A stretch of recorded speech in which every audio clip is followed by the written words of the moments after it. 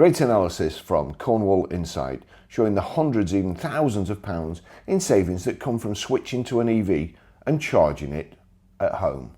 Green lobbyists say you can save thousands a year by running an EV. The people who run them says that it costs you £6,286 a year more to run an EV than it does a nice car.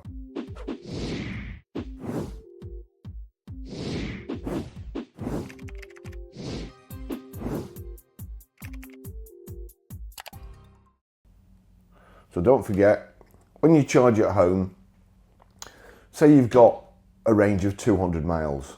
You're only supposed to charge to 80% and not let it drop below 20%. So you've only got really 60% of your battery. If your battery's stated 200 mile range, then you've only got 120 miles.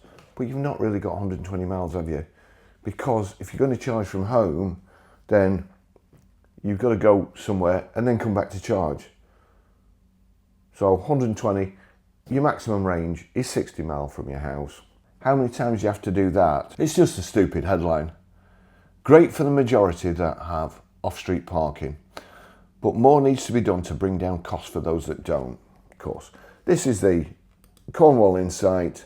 Who are Cornwall Insight? Cornwall Insight, creating clarity in the energy market. Well, Cornwall Insight, I would say that you're not creating clarity, you're muddying the waters because your story's rubbish. It's absolute rubbish. It refers to saving money on electric, on charging, on fuel. But that's not the case, is it? That's fuel. But running costs aren't just fuel. That's the story there. New figures reveal that electric vehicle drivers on standard energy price cap are spending on average up to £800 less per year on charging at home than petrol car owners spend on fuel, with EV owners on the price cap paying £630 a year compared to £1,432 for petrol car owner too. The data from Cornwall Insight shows this rising for high mileage drivers with savings of £1,154 annually. So I mean, let's see what Cole says here, showing the hundreds, even thousands of pounds.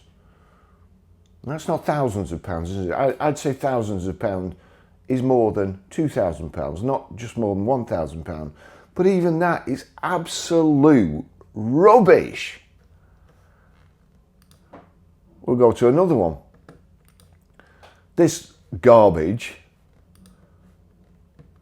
was printed in The Guardian. Now, first of all, this has been a few months ago. It was save up to £2,600 a year on an Audi e-tron, which I ridiculed. Absolutely showed how stupid a headline it was. A private could save £2,600 a year buying an Audi e-tron when they'd been reduced by £4,000 at least in 3 months. Some of them £40,000, £50,000, you know, from new. So that is rubbish. Owners of hybrids save only £13 a year. Now these are the green lobbyists, aren't they? They've got an agenda, okay? Let's hear it from the owners, should we? Let's hear it from people who actually run EVs, and they run ICE cars as well, and they're big enough to compare how much ICE cars cost and how much EVs cost. Let's hear it from them, because they've got a different story. Here we go. EV affordability alarm. Running costs are £6,000 higher than for petrol cars, say car clubs. Running costs for car share club EVs are £6,000 higher than ICE equivalents, according to new data. 8th of May 2025. Now this backs up what I would suggest too. Just by looking at how much EVs are falling and how much ICE cars are falling, you take it all into account. There is no point. If you're going to calculate depreciation, it's depreciation on the whole thing. It's not just one thing. If you're going to say something about cars, at least know a little bit about them. At least know a little bit about the trade. At least use your head. At least use common sense. But no, because these EV people just take little snippets where they can get a win.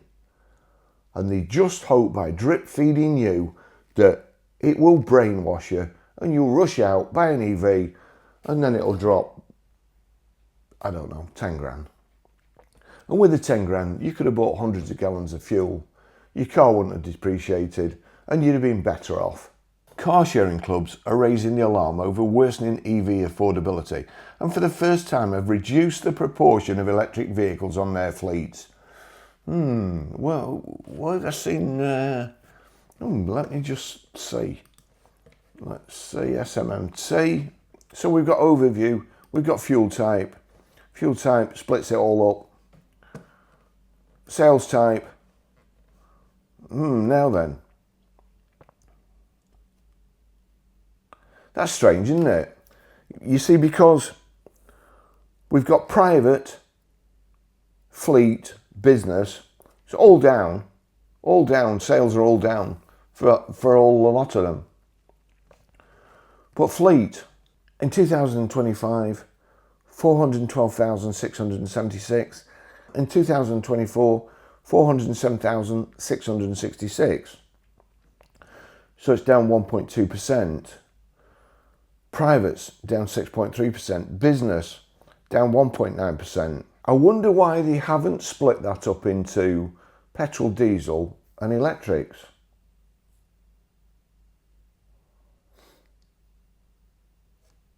Anybody got any ideas? Because I don't think it would show electric vehicles in a very good light, but that's just me. Car clubs are membership organisations typically offering pay-as-you-go access to shared vehicles, reducing the need for users to buy their own cars. I bet they're glad they're not. There are around 5,500 car club vehicles operating in the UK currently and 350,000 active users, with the majority in London. As environmental and net zero challenges continue to bite in cities across the UK, some think car clubs have the potential for a much bigger future. Absolutely. Yet new data from a charity working in the shared transport sector, Como UK, reveals that in 2024 the proportion of EVs in car club fleets dropped to 30% from 35% in 2023. So the market for EVs is up, but they've dropped. The charity calls this a marked decline, and the first time on record that the share of EVs within car clubs has fallen. Rising costs facing operators are being blamed for reducing the appetite for EVs in the sector. These include higher charging fees at public charging stations. To be fair, I wouldn't have thought they'd been hit by charging costs. I would have thought it was the person who was hiring the vehicle, but as well as hard-hitting changes to policies around vehicle excise duty that removed EV exemptions from April this year. As a result of all factors affecting affordability, Como UK calculates that running an EV costs car share clubs an average of £6,276 more per year than a petrol equivalent. £6,276. 6276 divided by what's petrol at the moment. We'll say it's £6.50. I don't think it's that. Equals. So you can buy another 965 gallon.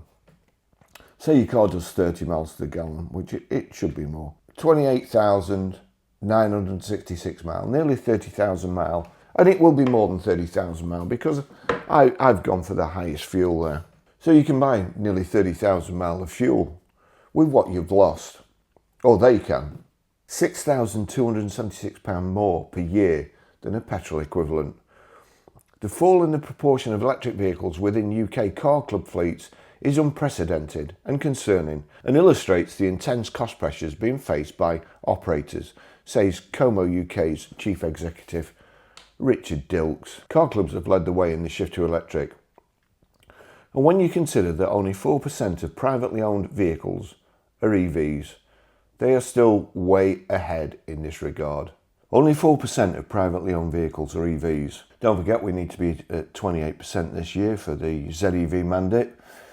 not really unrealistic, is it? However, there is a risk that this good progress will be lost unless action is taken at both a local and national level to ensure that operators aren't being unfairly penalised, he adds. How would operators be unfairly penalised? I don't quite get it. You buy an EV and you buy a petrol. EVs cost you £6,286 more to run a year. I don't get why they could claim they're being unfairly, like for like, running costs. Car club operators are queuing up to add their voices to Como UK's demands for more investment in car sharing infrastructure, such as dedicated parking bays, as well as measures to reduce operating costs. It's a business, isn't it? Zipcar boss James Taylor says that since 2018, his firm has provided access to EVs for 170,000 drivers. I mean, that's a great idea, to be honest, but that progress will be stalled without action to reduce costs. Well, James, reduce your costs. But how are you going to do it? If you reduce your costs, it's going to add to somebody else's costs, the dealer or the manufacturer. But you're okay with petrols. Why are you not okay with EVs? Richard Falconer of Co-Wheels agrees, saying, "We want to use more EVs due to the environmental benefits, but they cost more to run than petrol vehicles. As the government adds VAT at 20% for commercial electricity instead of the 5% VAT on domestic electric. We get 20% on petrol and 53 pence per litre fuel tax. But EVs still cost £6,286 more a year to run. That's a conundrum, isn't it? If the government wants to encourage the switch to electric vehicles, they need to change the rules to make pricing the same as EV owners who charge at home. Well, that will only be as long as soon as we get to the tipping point of EVs, and we will, electric will go up. There won't be any 5% VAT at all. Or if there is, they'll put a mileage charge, so they'll get you. Honestly, I've seen it throughout the motor trade. Every time they've come out with an idea that's supposed to reduce your running costs, they only do it for so long till they've got you hooked, and then you put it up. As with the expensive car tax on EVs, they've got you now, haven't they? I mean, everybody knows EVs are more expensive too, so EV drivers will pay more than petrol drivers for the same thing. Richard Falconer of Co-Wheels agrees, saying, "We want to use more EVs due to the environmental benefits, but they cost more to run than petrol vehicles as the government adds VAT at 20% for commercial electricity instead of the 5% VAT on domestic electric. If the government wants to encourage the switch to electric vehicles, they need to change the rules to make pricing the same as EV owners who charge at home." Chief Technology Officer at HireCar, Mark Roberts, said, EVs are a critical tool in the fight against climate change. However, the transition is being slowed by a persistent affordability gap. Until EVs become more cost competitive, we risk delaying the full environmental benefits that they can deliver. Green lobbyists say you can save thousands a year by running an EV. The people who run them says that it costs you £6,286 a year more to run an EV than it does a nice car. Who do you believe? They look to me like they're impartial. I don't think they'll be getting any national charity for shared transport. So to me, that's a pretty convincing argument. They don't look like they've got anything to gain from coming out with this. And they should know. Thanks for watching. See you in the next video. Bye-bye.